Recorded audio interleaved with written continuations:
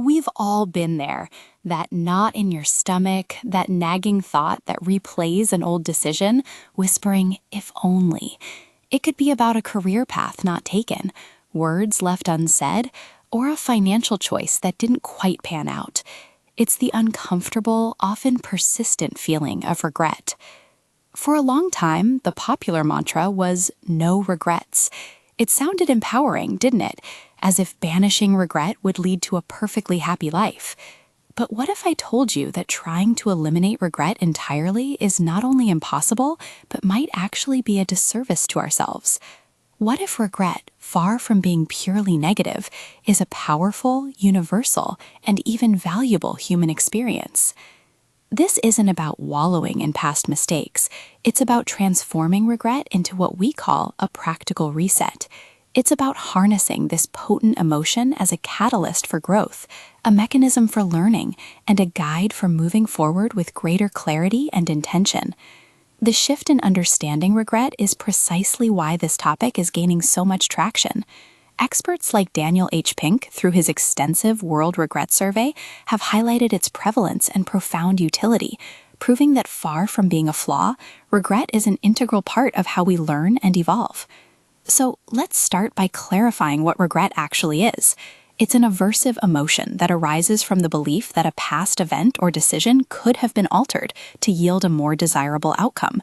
Crucially, it involves a sense of personal agency, the feeling that we could have done something differently. This makes it distinct from mere disappointment, which might be about outcomes outside our control. Regret, then, is a deeply personal form of feedback. To truly transform regret, we first need to understand its different flavors. Researchers have identified 4 core categories of regret that most people experience. First, we have foundation regrets. These stem from a failure to be responsible, conscientious, or prudent. Think about not saving enough for retirement, neglecting your health, or not pursuing that education you always wanted. These reflect a deep human desire for stability and security. Next are boldness regrets. These are perhaps the most haunting for many. They arise from opportunities not taken, risks not embraced, or chances not pursued. The career path you didn't switch to, the adventure you postponed, the person you didn't approach. Over time, research consistently shows that we tend to regret our inactions far more than our actions. We often lament the paths we didn't walk more than the ones we did, even if they had bumps. Third, we encounter moral regrets. These involve a failure to do the right thing, compromising one's values, or behaving poorly towards others. A lie told, a betrayal, a moment of unkindness. These regrets highlight our inherent desire for integrity and living in alignment with our ethical compass. And finally, connection regrets. These relate to failures in maintaining, deepening, or mending meaningful relationships. A friendship that drifted, a family rift left unaddressed, words of affection unsaid. These remind us of our fundamental human need for belonging and meaningful bonds.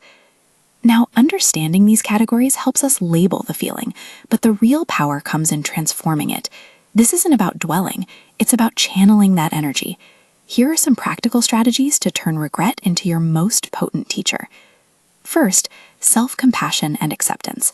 This is foundational. Acknowledge your feelings of regret without judgment. Recognize that making mistakes, having blind spots, and wishing for different outcomes are all part of being human. Treat yourself with the same kindness and understanding you would offer a dear friend. Reflection and learning. Instead of unproductive rumination, where you just replay the scenario endlessly with new insight, engage in productive reflection. Ask yourself, what did I learn from this? What values did it clarify for me? How can this inform my future choices? Use regret as a powerful diagnostic tool. Taking action and making amends. Where feasible, can you rectify past wrongs? Sometimes it's an apology, seeking forgiveness, or making a different choice now that aligns with what you've learned. If you regret not pursuing a passion, perhaps you can start a new hobby or take a class. Action transforms regret from a static burden into a dynamic force. Reframing your narrative and shifting perspective. Consciously reshape your life story. Avoid idealizing alternative paths with what-ifs. We can never truly know. Instead, practice gratitude for the present and contextualize your past actions with the knowledge and circumstances you had at the time. You've grown since then. Mindfulness and letting go. Engage in practices that help you observe your thoughts and emotions without getting swept away. Mindfulness can help you release the overwhelming negative feelings associated with regret, allowing you to process it and move on without attachment. Seeking support. If regret feels debilitating, if you're stuck in a cycle of self-blame, please reach out. Confiding in trusted individuals or seeking professional help from a therapist or coach can provide invaluable tools and perspectives to navigate these complex emotions. Authenticity and value alignment. One of the best ways to minimize future regret is to make decisions consistent with your deepest personal values and your ideal self. When your actions align with who you truly want to be, you create a life with fewer if-onlys. Finally, consider anticipated regret. This isn't about predicting every bad outcome, but using the foresight of potential future regret as a powerful motivator in the present. Before making a big decision, pause and ask yourself, in 5 years, will I regret having done this or regret not having done it? This simple question can be a potent guide for making prudent, values-aligned choices right now. So the journey to stopping regret isn't about eradicating it, but about fundamentally changing your relationship with it.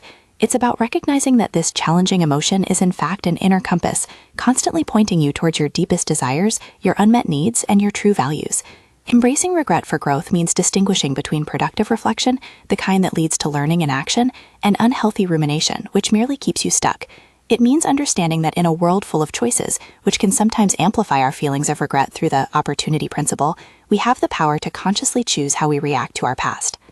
The work of researchers and psychologists in this field will continue to explore optimal strategies for this transformation, providing us with even more accessible tools for self-compassion, reframing narratives, and taking constructive action. But the core message remains: regret is not your enemy. It is a powerful messenger, a reminder of your humanity, and an invitation to live more authentically and intentionally. So, the next time regret whispers in your ear, don't shut it down. Listen to what it's trying to teach you. Let it be your guide, your practical reset, propelling you not backward into sorrow, but forward into a life truly lived.